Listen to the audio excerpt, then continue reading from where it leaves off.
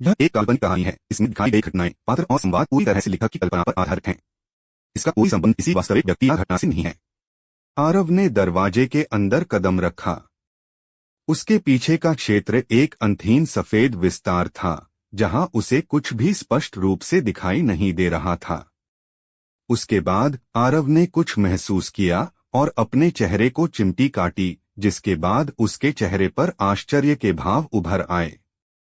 उसने गौर किया कि यह उसकी चेतना से बना कोई रूप नहीं था, बल्कि उसका वास्तविक शरीर इस स्थान के भीतर प्रवेश कर गया था। यह क्या हो रहा है? मैं अपने ही भीतर मौजूद उस सूक्ष्म भंवर में कैसे प्रवेश कर सकता हूं? आरव का मन सवालों से भर गया था। अचानक उसकी दृष्टि में एक छोटा काला स्तंभ दिखाई दिया, जो एक वयस्क के हाथ के आकार का था। वह छोटा स्तंभ धीरे धीरे आरव के सामने बड़ा होने लगा और कुछ ही पलों में वह 600 मीटर चौड़ा और लगभग 3 किलोमीटर ऊंचा एक विशाल स्तंभ बन गया। एक अत्यंत भयानक और प्राचीन ऊर्जा का झोंका आरव के चेहरे से टकराया। आरव इस ऊर्जा का सामना करने में पूरी तरह असमर्थ था और उसके घुटने झुकने लगे। हालांकि जैसे ही उसके घुटने जमीन को छूने वाले थे, उसके भीतर से 9वें स्तर का तलवार इंटेंट उमड़ पड़ा। यही नहीं, उसका तलवार क्षेत्र भी सक्रिय हो गया और इन दोनों की संयुक्त शक्ति के बल पर ही आरव खुद को घुटने टेकने से रोक पाया। आरव को ऐसा महसूस हुआ जैसे कोई अदृश्य पर्वत उसे नीचे दबा रहा हो। उस दबाव के कारण उसके पूरे शरीर की हड्डियां चटकने लगीं। यहाँ तक कि उसके लिए सांस लेना भी मुश्किल हो गया था। वह खड़ा होना चाहता था, लेकिन उसकी सारी कोशिशें बेकार जा रही थीं। उस पर दबाव बढ़ता ही जा रहा था और उसके घुटने जमीन से केवल 20 सेंटीमीटर की दूरी पर थे। आरव गुस्से में दहाड़ा और उस दबाव का विरोध करने के लिए अपनी पूरी ताकत लगा दी। अपने पूरे जीवन में उसने न कभी स्वर्ग के सामने घुटने टेके थे और न ही पृथ्वी के सामने, तो वह अब कैसे घुटने टेक सकता था? उसने मरना स्वीकार किया, लेकिन झुकना नहीं। घुटने टेकने का क्या अर्थ था? इसका अर्थ था हार स्वीकार करना, अधीनता स्वीकार करना, हार मान लेना। उसका तलवार मार्ग क्या था? यह वह मार्ग था जो साहस के साथ आगे बढ़ता है, जो झुकने के बजाय टूटना पसंद करता है और जो कभी हार नहीं मानता। इसलिए उसने किसी भी कीमत पर घुटने टेकने से इनकार कर दिया। दबाव अब और नहीं बढ़ा, लेकिन कम भी नहीं हुआ। वह बस अपने वर्तमान स्तर पर बना रहा। आरव ने कई बार खड़े होने की कोशिश की, लेकिन उसका शरीर 5000 किलोग्राम वजन जैसा महसूस हो रहा था। खड़े होना तो दूर, हिलना भी उसके लिए कठिन था। आरव पागलों की तरह अपना तलवार इंटेंट बाहर निकाल रहा था ताकि उस दबाव का मुकाबला कर सके, लेकिन इसका प्रभाव बहुत कम था। यह केवल उसके घुटनों को जमीन की ओर बढ़ने से रोकने में ही सफल हो पा रहा था।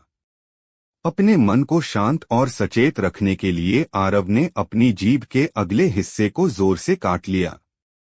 उस तीव्र दर्द ने उसे होश में रहने में मदद की। कड़क। आरव के भीतर से एक हल्की दरार की आवाज गूंजी और फिर पटाखों की तरह अनगिनत आवाजें उसके शरीर के अंदर से आने लगीं। आरव की आंखों में झटके के भाव उभरे, क्योंकि उसके पूरे शरीर की हड्डियां इंच दर इंच टूट रही थीं। आखिर यह स्तंभ करना क्या चाहता है? जल्द ही आरव जमीन पर ढेर हो गया, क्योंकि उसके पूरे शरीर की हड्डियां टुकड़ों में बदल गई थीं। केवल हड्डियां ही नहीं, उसके पूरे शरीर की मेरिडियन नसों में भी दरारें पड़ने लगी थीं। मैं तो गया, आरव ने यही सोचा। उसे नहीं पता था कि स्तंभ क्या करने की कोशिश कर रहा था, लेकिन वह अच्छी तरह जानता था कि वह अब एक ऐसा अपंग बन चुका है जिसे जीवन जल भी नहीं बचा सकता। सबसे बड़ी बात यह थी कि वह पूरी तरह होश में था, जबकि उसका शरीर चूर्ण में बदल रहा था। उस भयानक दर्द ने आरव को चीखने पर मजबूर कर दिया, लेकिन इस समय उसके पास अपना मुंह खोलने तक की शक्ति नहीं थी। यह सब यहीं समाप्त नहीं हुआ। आरव ने आश्चर्यचकित होकर देखा कि उसकी त्वचा वास्तव में किसी सांप की तरह उतरने लगी थी।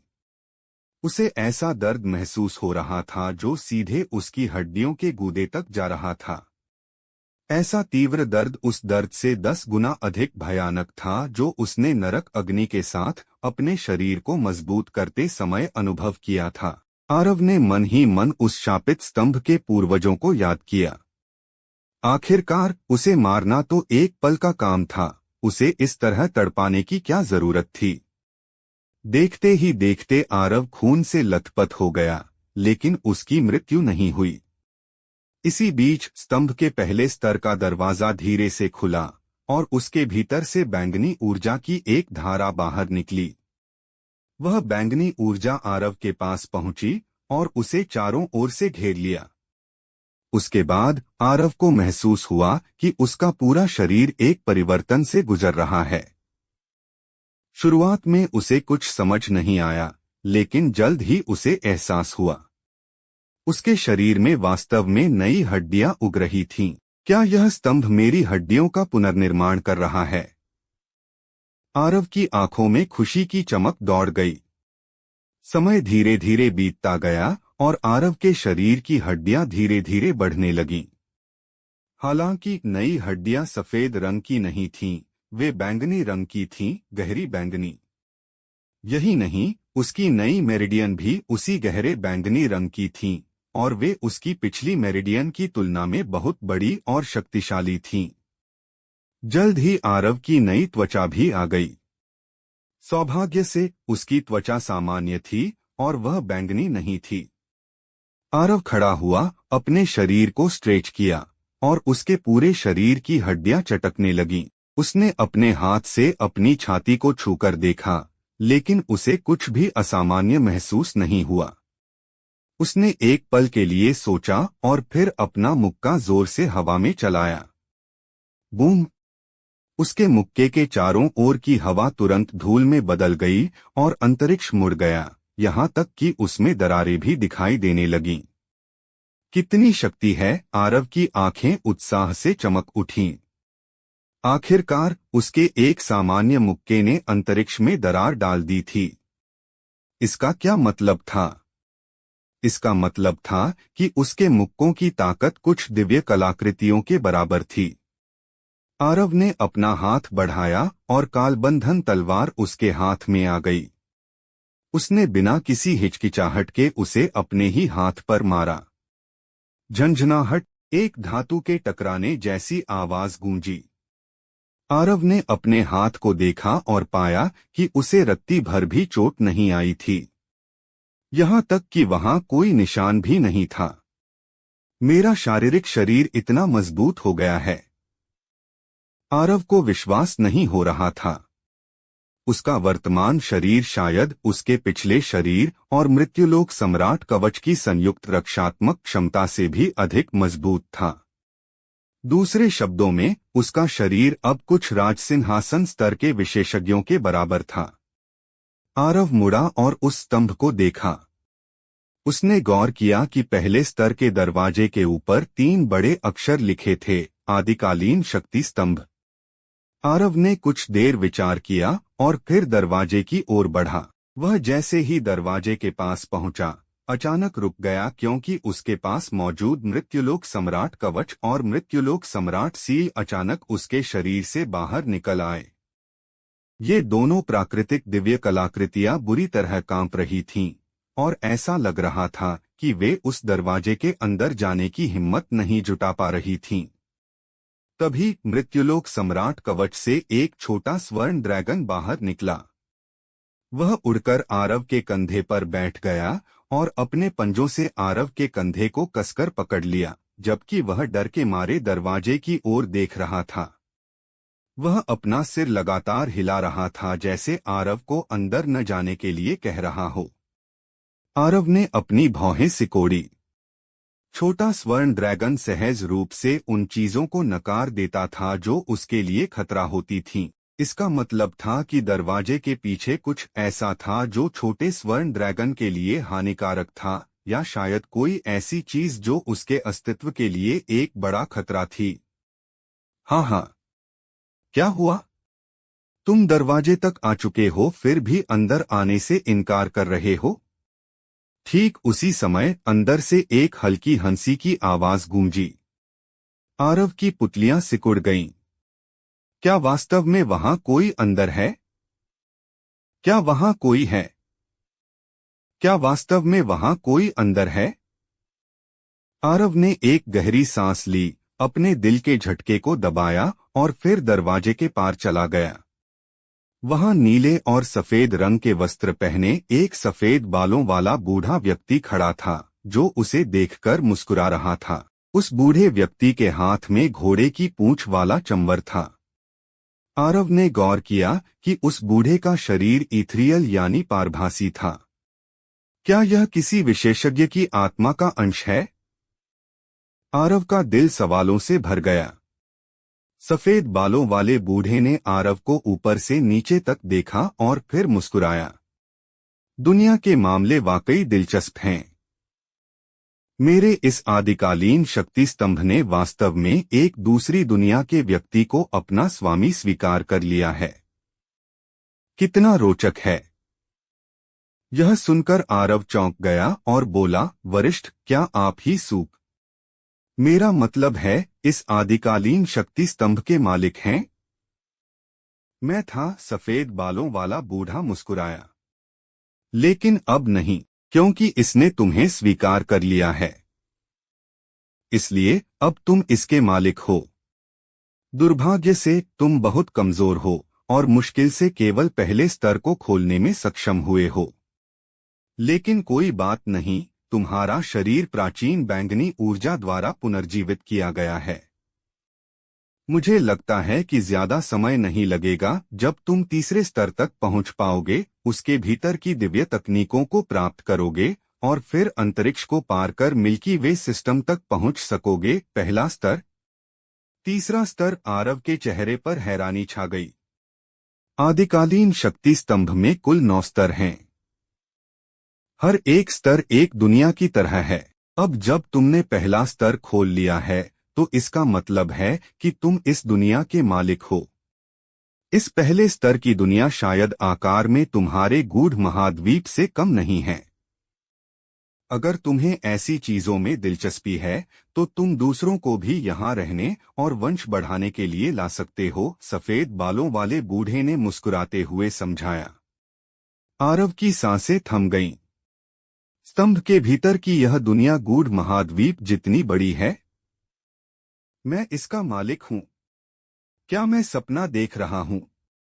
सफेद बालों वाला बूढ़ा आरव के चौंके हुए चेहरे को देखकर मुस्कुराया। तुम जिस दुनिया से आए हो, वह तुलनात्मक रूप से पिछड़ी हुई है। हर तरह की अविश्वसनीय दिव्य तकनीकें तुम्हारी दुनिया में अकल्पनीय बन जाती हैं। यह बहुत सामान्य है।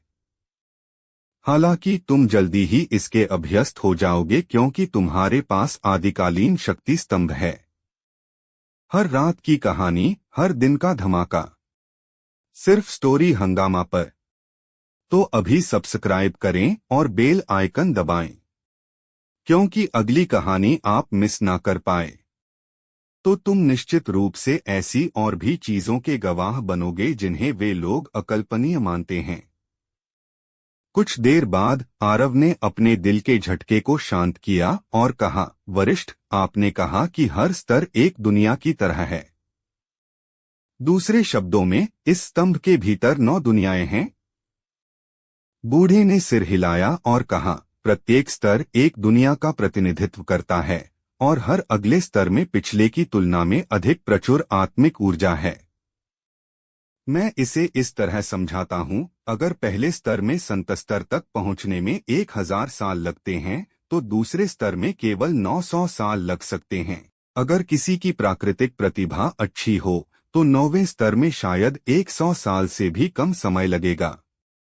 आरव फिर से दंग रह गया। क्या यह स्तंभ कुछ ज्यादा ही भयानक नहीं है?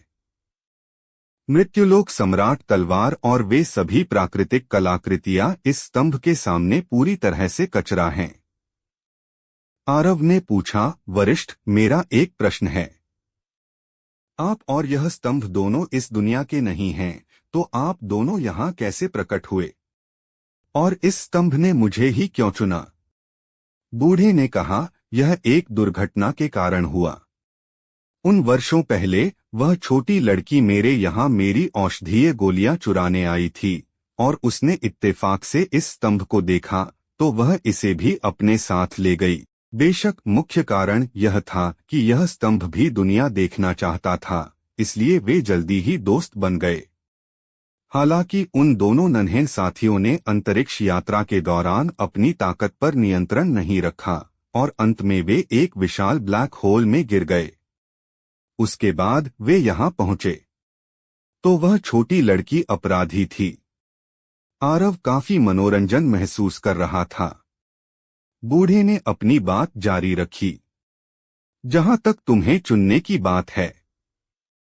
हाँ, मैं बस इतना ही कह सकता हूं कि यह नियति की इच्छा है, क्योंकि तुम्हारे पास एक विशेष ब्लड लाइन है। यहाँ तक कि मुझे भी बहुत जिज्ञासा है कि ऐसी ब्लड लाइन वाला कोई व्यक्ति अनगिनत ब्रह्मांडों से इतनी दूर कैसे हो सकता है। दुर्भाग्य से मैं केवल चेतना का एक अंश हूँ जिसे यहाँ प्रक्षेपित किया गया है और मैं जांच करने के लिए समय की धारा में प्रवेश करने में असमर्थ हूँ। मेरे पास एक विशेष ब्लड लाइन है। आरव जितना सुनता जा रहा था उतना ही उलझन में पड़ता जा रहा था। बूढ़े ने मुस्कुराते हुए कहा, क्या तुम जानते हो कि इस दुनिया ने तुम्हें क्यों ठुकराया है? क्योंकि तुम शायद इस दुनिया के हो ही नहीं। तुम अतीत में बहुत कमजोर थे, इसलिए दुनिया इसे नोटिस नहीं कर पाई। लेकिन अब तुमने ताकत का एक निश्चित स्तर हासिल कर लिया है और दुनिया को पता चल गया है, इसलिए इसके लिए तुम्हारे अस्तित्व को सहन करना असंभव है, क्योंकि तुम इस दुनिया के लिए एक आक्रमणकारी की तरह हो। तुम एक बाहरी व्यक्ति हो। तो यह बात है। आरव अब सब कुछ थोड़ा थोड़ा समझने लगा था। उसने सोचा था कि दुनिया युगेंद्र की वजह से उसे सहन नहीं कर रही है। उसने कभी नहीं सोचा था कि इसका कारण यह हो सकता है कि वह किसी और दुनिया से आया है। लेकिन क्या मैं सच में इस दुनिया का नहीं हूँ और उसी दुनिया से हूँ जहाँ से वह छोटी लड़की और यह बूढ़ा व्यक्ति आए हैं? तो फिर मेरी माँ और बहन का क्या? आरव काफी खोया हुआ महसूस कर रहा था। इसी बीच बूढ़े ने कहा, स्तंभ के हर स्तर में कुछ चीजें हैं जिन्हें मैंने वहां संग्रहित किया था। पहला स्तर वह है जहां मैंने सबसे शुद्ध प्राचीन बैंगनी ऊर्जा रखी थी। वह प्राचीन बैंगनी ऊर्जा ऐसी चीज नहीं है जिसकी तुलना तुम्हारे शरीर के भीतर की बैंगनी ऊर्जा से की जा सके। यह वह ऊर्जा थी जिसे मैंने 1000 साल तक शोधन और निष्कर्षण करने के बाद बनाया था। मैंने इसे मूल रूप से एक औषधीय गोली बनाने के लिए तैयार किया था, लेकिन अब तुम्हें इसका लाभ मिल गया है। वर्तमान में तुम्हारे भौतिक शरीर ने एक अमर अवस्था प्राप्त कर ली है। भले ही तुम्हारी आत्मा नष्ट हो जाए, तुम्हारा भौतिक शरीर हमेशा के लिए अस्तित्व में रहेगा। आरव ने अपनी नाक रगड़ी और थोड़ा शर्मिंदा महसूस किया, क्योंकि बूढ़े ने इसे बनाने में 1000 साल बिताए थे, फिर भी उसने इसे ऐसे ही ग्रहण कर लिया था। इसलिए उसे वाकई काफी बुरा और शर्मिंदा महसूस हो रहा था। हालांकि वह मन ही मन बहुत खुश भी था। सफेद बालों वाले बूढ़े ने आगे कहा, मैंने दूसरे स्तर पर कुछ औषधीय गोलियां और अमर कलाकृतियां रखी हैं। वे चीजें तुम्हारे लिए बहुत मददगार होंगी, लेकिन तुम अपनी वर्तमान ताकत के साथ दूसरे स्तर को खोलने में पूरी तरह असमर्थ हो। शायद जब तुम अपनी दुनिया के उस तथाकथित राजसिंहासन स्तर को प्राप्त कर लोगे, तब तुम कोशिश कर सकते हो। जहां तक तीसरे स्तर की बात है, उसमें कुछ दिव्य तकनीकें हैं। हालांकि तुम शायद कम समय में उसे प्राप्त नहीं कर पाओगे। चौथे, पांचवें या नौवें का क्या? आरव ने पूछा। बूढ़ा मुस्कुराया, लालची बच्चे, अपनी क्षमता से बाहर मत देखो। जब तुम्हारी ताकत संबंधित स्तर तक पहुंच जाएगी तो तुम्हें स्वाभाविक रूप से पता चल जाएगा कि उनमें क्या है। अब जो मैं कहने जा रहा हूं उसे याद रखना। सबसे पहले तुम्हें दूसरे स्तर तक पहुंचने और उसके भीतर की औषधीय गोलियों और अमर कलाकृतियों को प्राप्त करने के लिए जल्द से जल्द और मजबूत बनना होगा, क्योंकि तुम्हारी यह दुनिया विनाश की कगार पर है। इसलिए अपनी रक्षा के लिए तुम्हारे पास जबरदस्त ताकत होनी चाहिए। दूसरा, छोटी बच्ची का अच्छे से ख्याल रखना। एक बार जब तुम तीसरे स्तर तक पहुंच जाओ और उसके भीतर की दिव्य तकनीकों को सीख लो तो उसे सुरक्षित घर वापस ले जाना, या मुझे कहना चाहिए कि तुम्हें उसके साथ घर वापस लौटना चाहिए। वरिष्ठ, क्या आप अपनी शक्ति के साथ भी उसे लेने आने में असमर्थ हैं? आरव ने पूछा। सफेद बालों वाले बूढ़े ने सिर हिलाया और कहा, अभी तुम्हारे सामने मेरी चेतना का केवल एक अंश खड़ा है। मैंने उस छोटी लड़की को खोजने के लिए असंख्य ब्रह्मांडों की दुनिया में अपनी चेतना के अनगिनत अंश भेजे हैं। यदि मेरी चेतना का यह अंश सुरक्षित रूप से मेरी दुनिया में वापस लौटने में सक्षम होता है तो मैं स्वाभाविक रूप से अंतरिक्ष को पार कर उसे अपने साथ वापस ले जा सकूंगा। लेकिन क्या होगा अगर चेतना का यह अंश लौटने में विफल रहा? अंतरिक्ष के असीम गलियारों को पार करने में न केवल बहुत लंबा समय लगता है, बल्कि यह अंतहीन खतरों से भरा है। इसलिए मैं उसे केवल तुम्हें सौंप सकता हूं। समझे? आरव ने सिर हिलाया और कहा, मुझे वरिष्ठ से इतने लाभ मिले हैं, इसलिए वरिष्ठ की मदद करना मेरा कर्तव्य है। चिंता न करें, मैं और अधिक मजबूत बनने की पूरी कोशिश करूंगा और मैं जल्द से जल्द तीसरे स्तर तक पहुंचने का प्रयास करूंगा ताकि मैं उसे घर ले जा सकूं। बूढ़े ने मुस्कुराते हुए सिर हिलाया। मैं केवल चेतना का एक अंश हूं, इसलिए मैं अपने साथ कुछ भी लाने में असमर्थ हूं और मैं तुम्हें कोई खजाना भी नहीं दे सकता। लेकिन मैं अन्य पहलुओं में तुम्हारी मदद कर सकता हूं। मैंने गौर किया कि तुम तलवार की साधना करते हो और तुम्हारी इसमें स्वाभाविक प्रतिभा भी बहुत अच्छी है। चूंकि ऐसा है तो मैं तुम्हारे तलवार मार्ग के स्तर को एक पायदान ऊपर ले जाने में तुम्हारी मदद करूंगा। जैसे ही उसने बोलना खत्म किया, बूढ़े से एक भयानक दबाव निकला और उसने आरव को घेर लिया। यह दबाव उस दबाव से बहुत अलग नहीं था जो स्तंभ ने अभी उस पर डाला था, लेकिन वह इस दबाव का सामना करने में सक्षम था क्योंकि उसका भौतिक शरीर अपनी पिछली अवस्था से कहीं बेहतर था। हालांकि यह अभी भी आसान नहीं था। अपना तलवार इंटेंट सक्रिय करो, बूढ़े ने कहा।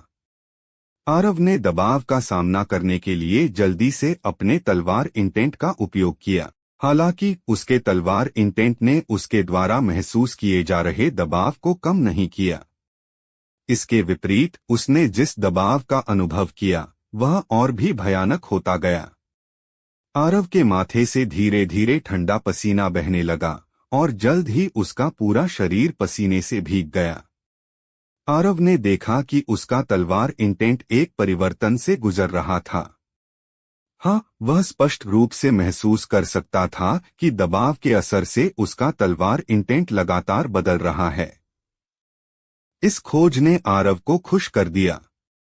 वह जानता था कि बूढ़ा उसके तलवार इंटेंट को एक स्तर ऊपर उठाने की कोशिश कर रहा है और उसे तलवार इंटेंट में पूर्णता प्राप्त करने दे रहा है। जब उसने इस बिंदु तक सोचा तो आरव ने दबाव का सामना करने के लिए पागलों की तरह अपना तलवार इंटेंट उंडेल दिया। अज्ञात समय बीतने के बाद आरव के शरीर पर दबाव गायब हो गया। धड़ाम! आरव के भीतर से उंगलियों के आकार की अनगिनत सूक्ष्म तलवारें निकलीं। ये तलवारें भौतिक लग रही थीं, फिर भी साथ ही साथ पारभासी भी लग रही थीं। ऐसा लग रहा था कि वे पारभासी और भौतिक दोनों थीं और स्पष्ट रूप से अंतर करना असंभव था। सूक्ष्म तलवारों की संख्या बढ़ती ही गई। अंत में सूक्ष्म तलवारों ने आरव के चारों ओर लगभग 1 किलोमीटर के क्षेत्र को घेर लिया और उनकी संख्या अभी भी बढ़ रही थी। तलवार इंटेंट में पूर्णता। सब कुछ एक तलवार है। आरव ने गहरी सांस ली और उसकी आंखों में उत्साह चमक उठा। इनमें से प्रत्येक सूक्ष्म तलवार पराक्रम में धरती स्तर के खजाने से कम नहीं थी। इस क्षण उसे विश्वास था कि उसे 5वें स्तर के आत्मोन्नति स्तर के विशेषज्ञों को मारने के लिए केवल तलवार इंटेंट का उपयोग करना होगा। ठीक वैसे ही जैसे नांजिन ने केवल अपने संयुक्त इंटेंट का उपयोग करके और बुजुर्ग वज्र ऋषि पर चिल्लाकर उन्हें पीछे उड़ा दिया था। आरव ने सफेद बालों वाले बूढ़े के सामने सम्मानपूर्वक झुककर कहा, धन्यवाद वरिष्ठ। सफेद बालों वाला बूढ़ा मुस्कुराया और बोला, मुझे उम्मीद है कि हम जल्द ही मिल पाएंगे। विदा बोलने के बाद बूढ़ा उसी स्थान पर गायब हो गया। बूढ़े के जाने के बाद आरव कुछ देर के लिए उस जगह पर चुप रहा। आज जो कुछ भी हुआ वह उसे एक सपने जैसा लग रहा था। एक विशेष ब्लड लाइन, तलवार इंटेंट में पूर्णता, हर स्तर एक दुनिया है। काफी समय बीत जाने के बाद आरव ने अपना सिर हिलाया और हंसा। उसने उस सब के बारे में सोचना बंद कर दिया और वह आदिकालीन शक्ति स्तंभ से बाहर निकल गया। आरव, तुम आखिरकार वापस आ गए। जब आरव एक बार फिर दिव्य स्वर्ण ड्रैगन की पीठ पर प्रकट हुआ तो उसने अनाया का चेहरा देखा जो चिंता से भरा था। आरव अभी बोलने ही वाला था कि अनाया ने जल्दी से कहा, कुछ भी स्पष्ट मत करो, हमारे पास अब बिल्कुल समय नहीं है। जल्दी चलो, जल्दी से दक्षिणी क्षेत्र लौटते हैं। मेरे पिता ने अभी मुझे एक संदेश तंत्र भेजा है। आदित्य विद्यालय, भूत संप्रदाय, पुष्प महल और ब्राइटन मून संप्रदाय ने हाथ मिला लिया है और अचानक तलवार संप्रदाय पर हमला कर दिया है। तलवार संप्रदाय शायद अब विनाश की कगार पर है। यह सुनते ही आरव के चेहरे पर तुरंत एक हिंसक अभिव्यक्ति उभर आई। दोस्तों, स्टोरी को लाइक, शेयर व सब्सक्राइब कर दिया करो जिससे मुझे मोटिवेशन मिलता है। दक्षिणी क्षेत्र। इस क्षण तलवार संप्रदाय चारों ओर से आदित्य विद्यालय, भूत संप्रदाय, पुष्प महल और ब्राइटन मून संप्रदाय की सेनाओं से घिरा हुआ था। यदि महाचिन साम्राज्य और डार्क बिस्ट साम्राज्य की सहायता न होती तो तलवार संप्रदाय अब तक शायद नष्ट हो चुका होता। आकाश में अमरयंत अपने हाथ पीछे बांधे खड़ा था, जबकि पुष्प महल की 3 बुजुर्ग, भूत संप्रदाय का संप्रदाय प्रमुख और ब्राइटन मून संप्रदाय का स्वामी उसके सामने खड़े थे। अमरयंत ने कहा, बुजुर्ग कियान, क्या आपको यकीन है कि आरव निश्चित रूप से मर जाएगा? कुसुमेश्वरी के चेहरे पर उदासी भरी अभिव्यक्ति थी। उसने कहा, वह पक्का मर चुका है। मृत्युलोक सम्राट ने उससे निपटने के लिए 20 से अधिक 9वीं रैंक के आत्मोन्नति स्तर के विशेषज्ञों को इकट्ठा किया है। इसके अलावा सर्वोच्च हन साम्राज्य के कम से कम 2 9वीं रैंक के राजसिंहासन स्तर के विशेषज्ञों को भी भेजा गया है। इसलिए उस छोटे कमीने को बचाना असंभव होगा, भले ही तियानजी और मिंग सम्राट उसे बचाने की कोशिश करें। ही। भूत राजा उदासी से हंसा और बोला, क्या ठाट-बाट है? 2 9वीं रैंक के राजसिंहासन स्तर के विशेषज्ञ। लगता है आरव ने सर्वोच्च हन साम्राज्य को भी खतरे में डाल दिया है, अन्यथा उसके लिए आरव से निपटने के लिए 2 9वीं रैंक के राजसिंहासन स्तर के विशेषज्ञों को भेजना और मिंग सम्राट को नाराज करना असंभव होता। सर्वोच्च हन साम्राज्य नहीं चाहता कि तलवार संप्रदाय के स्थापना पूर्वज जैसा कोई और अस्तित्व दुनिया में प्रकट हो। ये शब्द ब्राइटन मून संप्रदाय के स्वामी ने कहे थे और उनका नाम कुआंग था। वह आरव और सर्वोच्च हन साम्राज्य के बीच की शत्रुता में शामिल नहीं होना चाहते थे, लेकिन सर्वोच्च हन साम्राज्य जैसे विशाल साम्राज्य का सामना करने के अलावा उनके पास कोई विकल्प नहीं था। यहाँ तक कि ब्राइटन मून संप्रदाय के पास भी कोई चारा नहीं था क्योंकि वह बहुत कमजोर था। अमरयंत ने थोड़ा सिर हिलाया और कहा, एक बार आरव मर गया तो मृत्युलोक सम्राट विश्व चित्र को और प्राप्त करने में सक्षम होगा और फिर मृत्युलोक सम्राट की सेना तुरंत दक्षिणी क्षेत्र में पहुंच जाएगी। उस समय महाचिन साम्राज्य और डार्क बिस्ट साम्राज्य चिंता करने लायक नहीं रहेंगे। भले ही आरव जीवित बच जाए, जब तक हम तलवार संप्रदाय को जीत लेते हैं और उसकी महिलाओं और छोटी बहन को पकड़ लेते हैं, तब भी उसका अंत उसकी मृत्यु के साथ ही होगा। उसकी महिलाओं को मेरे लिए छोड़ दो। कुसुमेश्वरी के चेहरे पर काफी क्रूर अभिव्यक्ति थी। उसने कहा, उसने उस दिन मेरे पुष्प महल के पुष्पों की कब्र को नष्ट कर दिया था। मैं उसकी महिलाओं को अंतहीन यातनाएं देने जा रही हूँ। हाँ हाँ, वास्तव में मैं नहीं चाहती कि आरव अभी मर जाए, क्योंकि मैं चाहती हूँ कि वह अपनी महिलाओं को तड़पते हुए और अपमानित होकर मरते हुए देखे, और मैं उसके चेहरे पर लाचारी देखना चाहती हूँ। अमरयंत ने कुसुमेश्वरी की ओर देखा, जबकि उनके दिलों में ठंडक सी महसूस हुई। पुष्प महल सच में आरव को सबसे अकल्पनीय यातना देने के अलावा और कुछ नहीं चाहता था। ठीक इसी क्षण अमरयंत ने अचानक दूर की ओर देखा और उसकी आंखों में एक ठंडी चमक कौंधी, और उसने कहा, महाचिन सम्राट और बिस्ट सम्राट वास्तव में हार मानने को तैयार नहीं हैं। अंतरिक्ष में हलचल हुई और महाचिन सम्राट और बिस्ट सम्राट अमरयंत और अन्य लोगों के सामने प्रकट हुए।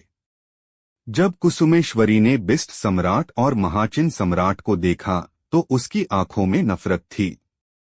अगर वे दोनों न होते तो अब तक तलवार संप्रदाय 10 से अधिक बार नष्ट हो चुका होता।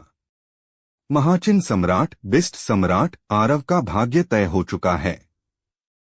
एक बार विश्वचित्र मृत्युलोक सम्राट के हाथों में आ गया तो आपका महाचिन साम्राज्य और बिस्ट साम्राज्य पल भर में नष्ट हो जाएगा। अब आप दोनों के पास एक आखिरी मौका है।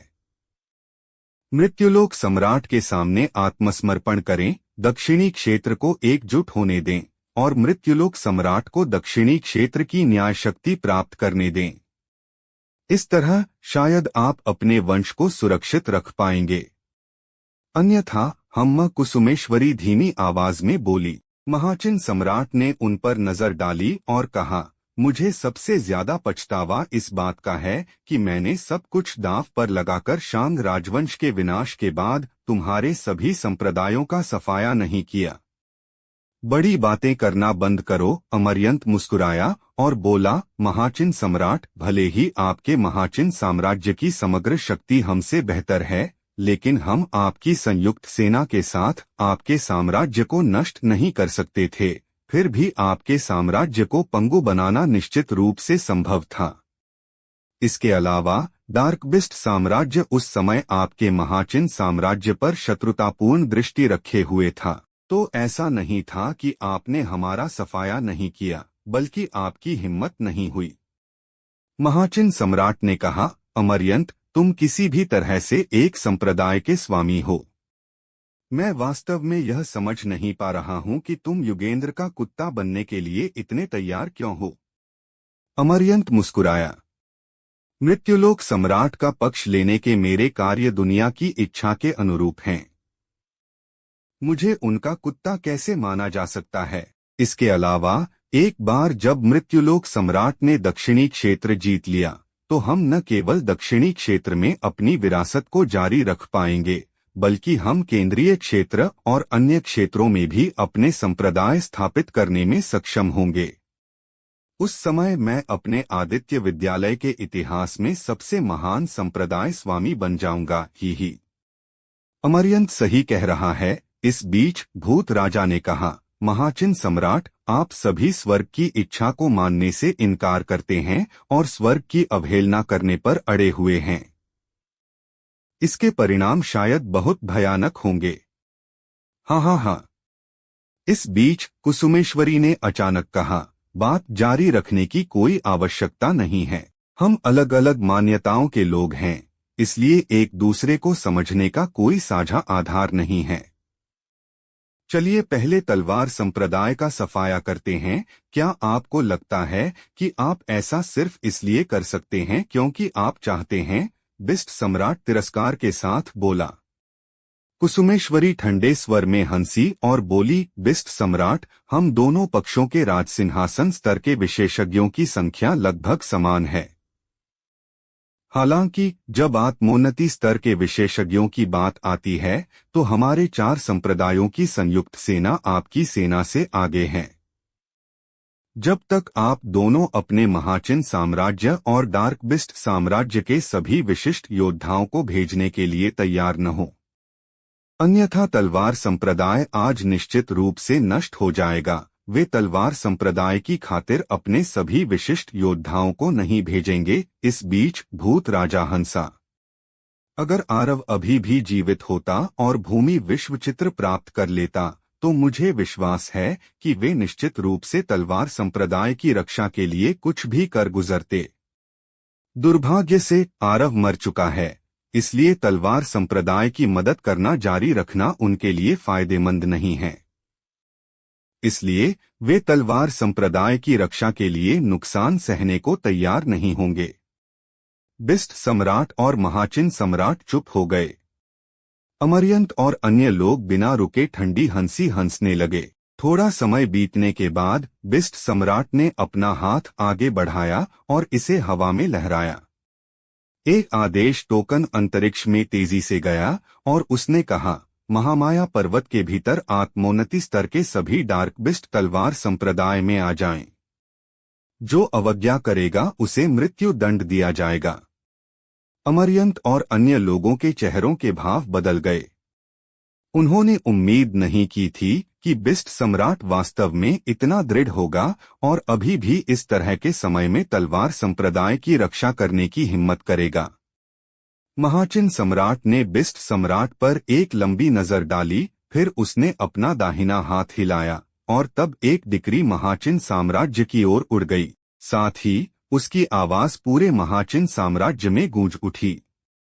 महाचिन साम्राज्य के वे सभी सैन्य अधिकारी जो आत्मोन्नति स्तर पर हैं, आप जो कुछ भी कर रहे हैं उसे छोड़ दें और तुरंत तलवार संप्रदाय में आएं। अवज्ञा की कीमत 9 पीढ़ियों का विनाश होगी। अच्छा, बहुत अच्छा। कुसुमेश्वरी का चेहरा गुस्से से लाल हो गया और उसने कहा, महाचिन सम्राट, बिस्ट सम्राट, चूंकि आप दोनों अपनी सेनाओं को मौत के घाट उतारना चाहते हैं तो हम आपकी इच्छा पूरी करेंगे। जैसे ही उसने बोलना समाप्त किया, सिचु वहां प्रकट हुआ और उसके साथ 10,000 आत्मिक स्तर के विशेषज्ञ भी प्रकट हुए। आत्मभक्त सेना। जब महाचिन सम्राट और बिस्ट सम्राट दोनों ने उन 10,000 आत्मिक स्तर के विशेषज्ञों को देखा तो उनके चेहरे के भाव थोड़े बदल गए। यदि वे केवल 10,000 साधारण आत्मिक स्तर के विशेषज्ञ होते तो वे स्वाभाविक रूप से नहीं डरते, लेकिन ये कोई साधारण विशेषज्ञ नहीं थे। उन सभी को सर्वोच्च हन साम्राज्य द्वारा बड़ी मेहनत से तैयार किया गया था। भले ही उनकी संख्या केवल 10,000 थी, लेकिन उनकी शक्ति निश्चित रूप से कुछ 100 आत्मोन्नति स्तर के विशेषज्ञों के बराबर थी। सिचु बिल्कुल भी नहीं हिचकिचाया और न ही अपनी सांसें बर्बाद की। मार डालो। उन 10,000 आत्मिक स्तर के विशेषज्ञों की पीठ पर लगे पंख फड़फड़ाए और वे नीचे जमीन पर तलवार संप्रदाय की ओर उड़ने लगे। तलवार संप्रदाय। 4 संप्रदायों की घेराबंदी का सामना करने की उसमें व्यावहारिक रूप से कोई शक्ति नहीं बची थी। अपने मुख्य शिखर के अलावा तलवार संप्रदाय ने बाकी सभी शिखर खो दिए थे। इस क्षण उसे वास्तव में भारी क्षति हुई थी और यदि वह इस हमले से बच भी जाता तो 100 साल से पहले तलवार संप्रदाय के लिए फिर से संभल पाना पूरी तरह असंभव था। शैलाधर ने तलवार संप्रदाय के सदस्यों के साथ नभ प्रांगण के बाहर मोर्चा संभाला हुआ था। दिव्या, वज्रांश और ईशानी उसके बाईं ओर थे, जबकि तलवार संप्रदाय के शिष्य उनके पीछे खड़े थे। हालांकि वहां केवल कुछ हजार शिष्य ही थे और उनमें से अधिकांश घायल थे। महासंरचना अब ज्यादा देर नहीं टिक पाएगी। संप्रदाय प्रमुख, क्या हमें आत्मसमर्पण कर देना चाहिए? इसी बीच एक बुजुर्ग अचानक बोल पड़ा। तलवार संप्रदाय के कई शिष्यों ने तुरंत उस बुजुर्ग को गुस्से में घूरा, लेकिन उनमें से ज्यादातर खामोश रहे।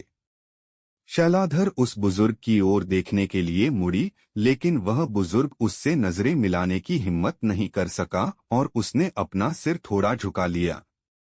शैलाधर ने कुछ देर तक तलवार संप्रदाय के अन्य शिष्यों की ओर देखा और फिर कहा, भले ही आप सभी तलवार संप्रदाय के शिष्य हैं, लेकिन आप सभी को चुनने का अधिकार है। यदि आप जाना चाहते हैं तो बेझिझक जा सकते हैं। मैं आप में से किसी को नहीं रोकूंगी। हालांकि यदि तलवार संप्रदाय इस हमले से बच जाता है तो आप सभी तलवार संप्रदाय के शिष्य नहीं रहेंगे और आपको संप्रदाय से सीखी गई किसी भी तकनीक का उपयोग करने की मनाही होगी। अन्यथा आप कहीं भी भाग जाएं, मैं आपको निश्चित रूप से मार डालूंगी। सब सन्न रह गए। काफी समय बीत गया, फिर वही बुजुर्ग जो पहले बोला था आगे आया और उसने हल्की आह भरी। शैलाधर, मैंने तुम्हें बड़ा होते देखा है, लेकिन मैं तुम्हें बार बार वही गलती करते हुए नहीं देखना चाहता, और मैं तुम्हें तलवार संप्रदाय को विनाश की ओर ले जाने की अनुमति नहीं दे सकता। सच तो यह है कि आदित्य विद्यालय के सदस्यों ने मुझसे संपर्क किया है और उन्होंने वादा किया है कि यदि हम आत्मसमर्पण करते हैं तो वे तलवार संप्रदाय को बख्श देंगे। इसलिए शैलाधर, संप्रदाय प्रमुख का पद छोड़ दो। विक्रमेश, तुमने वास्तव में दुश्मन के साथ सांठगांठ की है, बुजुर्गों में से एक गुस्से में चिल्लाया। शिष्यों का एक छोटा समूह भी आक्रोश में था। बुजुर्ग नभजीत, बुजुर्ग मीना, बुजुर्ग ताम्रेश, हमारे तलवार संप्रदाय के 3 सबसे मजबूत आत्मोन्नति स्तर के विशेषज्ञों में से 2 घायल हैं, जबकि आखिरी मर चुका है। इसके अलावा हमारे पास 50 से भी कम अन्य आत्मोन्नति स्तर के योद्धा हैं। दूसरी ओर 4 संप्रदायों की संयुक्त सेना के पास कम से कम कुछ 100 आत्मोन्नति स्तर के योद्धा हैं। शैलाधर, अब तुम ही बताओ कि हमें उनसे कैसे लड़ना चाहिए। विक्रमेश ने कहा। क्या तुम्हें सच में लगता है कि आदित्य विद्यालय और बाकी हमें बख्श देंगे? मीना ने गुस्से में बोला। भले ही आदित्य विद्यालय हमें बख्शने के लिए सहमत हो जाए, क्या भूत संप्रदाय और पुष्प महल भी ऐसा ही करेंगे? वे हमारे संप्रदाय के कट्टर दुश्मन हैं, तो क्या तुम्हें सच में लगता है कि वे हमें छोड़ देंगे? विक्रमेश ने उदासीनता से कहा। उन्हें केवल आरव से संबंधित लोगों की जान चाहिए। कितनी ढिठाई है! मीना ने अपनी तलवार निकाली और विक्रमेश की ओर इशारा करते हुए कहा। विक्रमेश, क्या तुम संप्रदाय प्रमुख को दुश्मन के हवाले करने की कोशिश कर रहे हो? क्या तुम्हें पिछले संप्रदाय प्रमुख के क्रोध का डर नहीं है? वह वापस नहीं लौट पाएगा। विक्रमेश धीमी आवाज में बोला। मीन आग बबूला हो गया और वह हमला करने ही वाला था कि शैलाधर ने तलवार संप्रदाय के शेष सदस्यों पर नजर डालने से पहले अपने उभरे हुए पेट को सहलाया। उसने कहा, आप में से कितने लोग बुजुर्ग विक्रमेश जैसी ही सोच रखते हैं? एक पल की खामोशी के बाद कुछ शिष्य विक्रमेश की ओर चले गए और फिर धीरे धीरे और भी लोग उसके पक्ष में चले गए। ज्यादा देर नहीं लगी और शैलाधर की तरफ 1000 से भी कम शिष्य रह गए। इसके अलावा यहाँ मौजूद 50 आत्मोन्नति स्तर के विशेषज्ञों में से 35 विक्रमेश के साथ खड़े थे। आप सभी का जाने का कोई इरादा नहीं है और इसके बजाय चाहते हैं कि मैं अपना पद छोड़ दूं, सही कहा ना? शैलाधर ने उदासीनता से कहा। संप्रदाय प्रमुख, कृपया पद छोड़ दें, विक्रमेश ने शैलाधर के सामने थोड़ा झुककर कहा। उसने पूरी तरह से दुश्मनी मोल लेने की हिम्मत नहीं की क्योंकि वह अभी भी अपने लिए एक रास्ता बचाकर रखना चाहता था। अन्यथा उसने बहुत पहले ही शैलाधर को पद छोड़ने के लिए मजबूर कर दिया होता। संप्रदाय प्रमुख, कृपया पद छोड़ दें।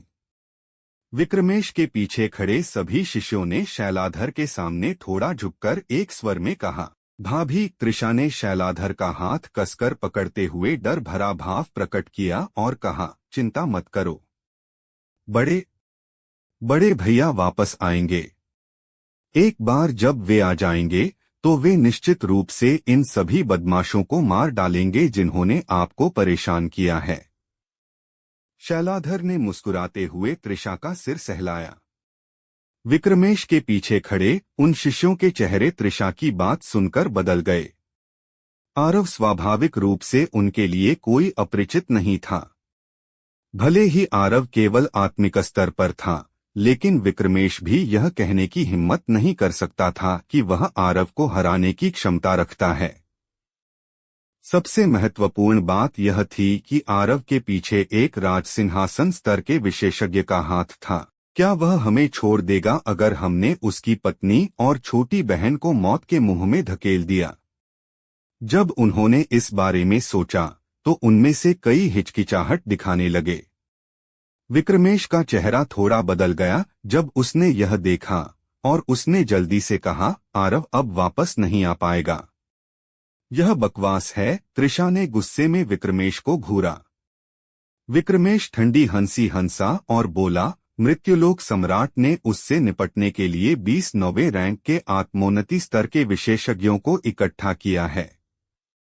भले ही आरव के भीतर स्थापना पूर्वज की आत्मा समा जाए, फिर भी 29वें रैंक के आत्मोन्नति स्तर के विशेषज्ञों का सामना करते हुए उसका मरना तय है।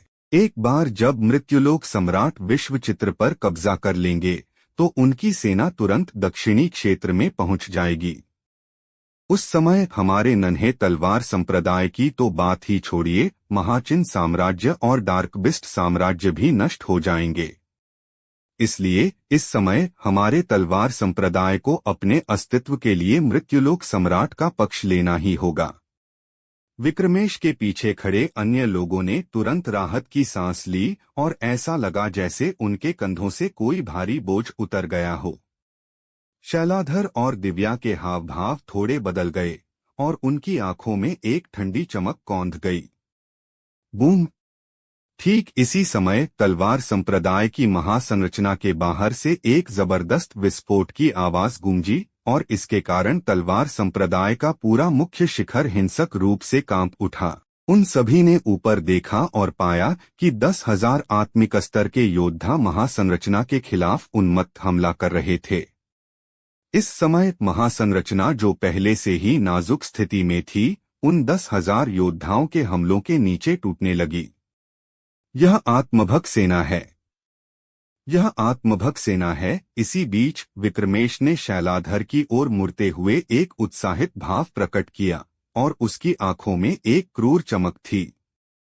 संप्रदाय प्रमुख, कृपया पद छोड़ दें, अन्यथा मुझे अपनी मर्यादा लांघने के लिए दोष न दें। यदि शैलाधर अभी आत्मसमर्पण कर देती और उसे महासंरचना खोलने की अनुमति दे देती तो उसे निश्चित रूप से आदित्य विद्यालय से पहचान मिलती, लेकिन अगर उन्होंने इसे बलपूर्वक उड़ा दिया तो उसका कोई योगदान नहीं माना जाता।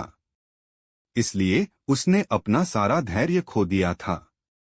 संप्रदाय प्रमुख, कृपया पद छोड़ दें। तलवार संप्रदाय के अनगिनत शिष्यों ने एक स्वर में कहा। अब उनकी आंखों में कोई अपराध बोध नहीं था और न ही कोई डर। वहां केवल एक क्रूर चमक थी।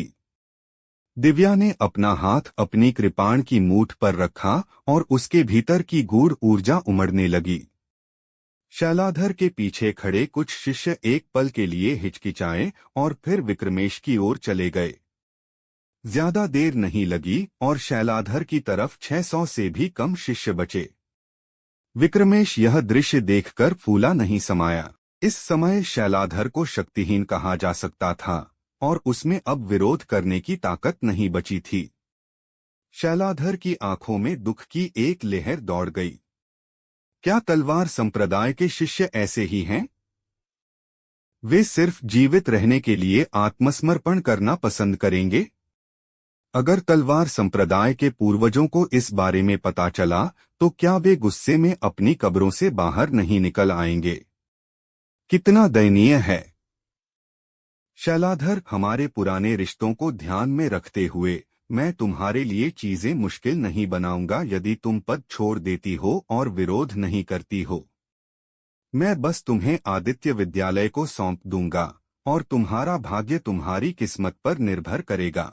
यदि तुम अपनी गलतियों को मानने से इनकार करती हो और मेरे तलवार संप्रदाय के शिष्यों को मौत की ओर ले जाने पर अड़ी रहती हो तो मुझे निर्दयी होने के लिए दोष न देना। महासंरचना लगातार पतली होती जा रही थी, इसलिए विक्रमेश के पास वास्तव में धैर्य का एक अंश भी नहीं बचा था।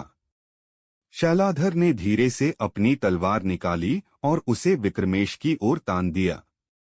उसने कहा, तलवार संप्रदाय में केवल वे शिष्य हैं जो युद्ध में मर जाते हैं, और ऐसा कोई नहीं है जो आत्मसमर्पण करे। मैं घोषणा करती हूँ कि आज से आप में से कोई भी तलवार संप्रदाय का शिष्य नहीं है। यदि तलवार संप्रदाय आज जीवित बच जाता है तो मैं निश्चित रूप से वह सब कुछ वापस ले लूंगी जो आप सभी ने तलवार संप्रदाय से प्राप्त किया है। तुम मौत को दावत दे रही हो। विक्रमेश के चेहरे पर क्रूर भाव था और उसने कहा, हमला करो। विक्रमेश के पीछे खड़े एक बुजुर्ग ने अभी अपनी तलवार निकाली ही थी कि एक ठंडी चमक बिजली की तरह गुजरी और फिर कृपाण की ऊर्जा की एक लहर तुरंत उसकी गर्दन से पार हो गई और उसका सिर तुरंत हवा में उड़ गया। यहाँ मौजूद सभी लोग दिव्या को विस्मय से देखने लगे। विक्रमेश की आंखों में भी आश्चर्य था। उसे उम्मीद नहीं थी कि यह महिला जो आमतौर पर बोलना पसंद नहीं करती थी, वास्तव में इतनी भयानक ताकत की मालिक होगी। आखिरकार वह बुजुर्ग तीसरे रैंक का आत्मोन्नति स्तर का विशेषज्ञ था, फिर भी वह उसकी कृपाण के एक वार को भी नहीं रोक पाया था। तुम आखिर हो कौन? विक्रमेश चिल्लाया। दिव्या कुछ नहीं बोली और उसने बस अपना हाथ अपनी कृपाण की मूठ पर रखा। इसी बीच शैलाधर ने कहा, यह तुम ही हो जो वास्तव में तलवार संप्रदाय को विनाश की ओर ले जा रहे हो। चलो इस बात को एक तरफ रख देते हैं कि मेरे पति की सच में मृत्यु हो गई है या नहीं। भले ही वह मर गया हो, एक बार जब तुम तलवार संप्रदाय को आदित्य विद्यालय का साथ देने के लिए ले जाओगे तो तलवार संप्रदाय के शिष्यों को निश्चित रूप से कष्ट सहना पड़ेगा, भले ही वे भूत संप्रदाय और पुष्प महल द्वारा मारे न जाएं। बस खुद से यह पूछें, क्या आपको सच में लगता है कि पुष्प महल और भूत संप्रदाय आप सभी के साथ अच्छा व्यवहार करेंगे? इसके अलावा यदि मेरे पति ठीक हैं और फिर भी आपने हमें आदित्य विद्यालय के हवाले कर दिया तो मैं गारंटी देती हूं कि यह सिर्फ आप सभी नहीं होंगे, बल्कि आप सभी से जुड़े हर व्यक्ति को उनके द्वारा समाप्त कर दिया जाएगा। शैलाधर को बहुत स्पष्ट रूप से पता था कि आरव तलवार संप्रदाय को बिल्कुल पसंद नहीं करता था। एकमात्र कारण जिसकी वजह से उसने तलवार संप्रदाय को बख्शा था वह शैलाधर थी। ऐसा इसलिए था क्योंकि वह तलवार संप्रदाय की संप्रदाय प्रमुख थी। ऐसी परिस्थितियों में आरव निश्चित रूप से तलवार संप्रदाय के खिलाफ कभी कार्रवाई नहीं करता, चाहे कुछ भी हो। हालांकि यदि तलवार संप्रदाय उसे, दिव्या और त्रिशा को सिर्फ जीवित रहने के लिए दुश्मनों को सौंप देता तो उसे यकीन था कि आरव तलवार संप्रदाय के हर एक सदस्य को मार डालेगा। वह ऐसा होते नहीं देखना चाहती थी। विक्रमेश के पीछे खड़े शिष्यों के ही चेहरे नहीं बदले थे जब उन्होंने शैलाधर को सुना, यहाँ तक कि विक्रमेश के हाव भाव भी बदल गए थे। वह भी उस पागल आरव से डरता था। आखिरकार आरव एक ऐसा अस्तित्व था जिसने पुष्प महल के पूर्वजों की कब्रों को नष्ट करने की हिम्मत की थी, तो क्या ऐसा कुछ था जिसे करने की वह हिम्मत न करता? बूम! ठीक इसी क्षण महासंरचना अचानक हिंसक रूप से हिल गई और फिर उस पर अनगिनत दरारें दिखाई देने लगीं। तलवार संप्रदाय के शिष्यों के दिल दहल गए क्योंकि महासंरचना नष्ट होने वाली थी। एक बार जब यह नष्ट हो गई तो जो भाग्य उनका इंतजार कर रहा था वह स्पष्ट था। विक्रमेश के चेहरे पर कोई डर नहीं था और वह क्रूरता से बोला, तलवार संप्रदाय के शिष्यों, मेरी आज्ञा सुनो। आरव मर चुका है और मृत्युलोक सम्राट जल्द ही दक्षिणी क्षेत्र में पहुंच जाएगा। यदि आप सभी मरना नहीं चाहते हैं तो अपनी तलवारें निकालें और शैलाधर को बंदी बना लें। आदित्य विद्यालय और अन्य संप्रदायों ने मुझसे वादा किया है कि वे केवल आरव से संबंधित लोगों को ही मारेंगे, इसलिए जीवित रहने की खातिर अपनी तलवारें निकालो। सरसराहट! अनगिनत शिष्यों ने अपनी तलवारें निकालीं और उन्हें शैलाधर और अन्य लोगों की ओर तान दिया। मार डालो! विक्रमेश भयंकर रूप से दहाड़ा और उसकी आकृति बिजली की तरह चमकी और वह कुछ अन्य बुजुर्गों के साथ शैलाधर के समूह की ओर झपटा। ठीक इसी क्षण तलवार संप्रदाय के ऊपर आकाश में एक विशालकाय आकृति प्रकट हुई। दहाड़! एक ड्रैगन की दहाड़ पूरे आकाश में गूंज उठी और उससे निकलने वाले दबाव के कारण अनगिनत शिष्यों के शरीर कांपने लगे और वे लगभग घुटनों के बल गिर गए। अब क्या होने वाला है, आगे सुनते रहिए सर्वशक्तिमान हमारे चैनल स्टोरी हंगामा पर।